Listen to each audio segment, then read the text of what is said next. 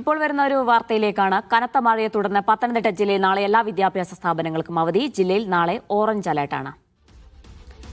Martin Joseph ചേർന്ന് വിവരങ്ങൾ നൽകാനേ. Martin, മഴ കനക്കുമെന്നുള്ള സാഹചര്യത്തിലല്ലേ അവധി നൽകിയത്? ജീന, തീർച്ചയായിട്ടും മഴ വീണ്ടും കനക്കുകയാണ്. ഒരു 2 ദിവസത്തെ ഇടവേളയ്ക്ക് ശേഷം പത്തനംതിട്ട ജില്ലയിൽ വീണ്ടും മഴ കനക്കുന്ന സാഹചര്യമാണ് മുന്നിൽ കാണുന്നത്. അതിന്റെ ഭാഗമായിട്ടാണ് ഇന്ന് നിലവിൽ റെഡ് അലേർട്ടാണ് പ്രഖ്യാപിച്ചിരുന്നത്. അതിനുശേഷം നാളെ വീണ്ടും ഓറഞ്ച് അലേർട്ടാണ് പ്രഖ്യാപിച്ചിരിക്കുന്നത്.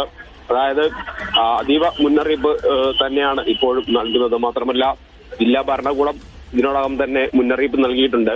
കിഴക്കൻ മേഖലകളിലും അതിശക്തമായ മഴയ്ക്കും മണ്ണിടിച്ചിലിനും സാധ്യതയുണ്ടെന്ന ഉള്ള മുന്നറിയിപ്പും ഇതോടൊപ്പം തന്നെ നൽകിയിട്ടുണ്ട്.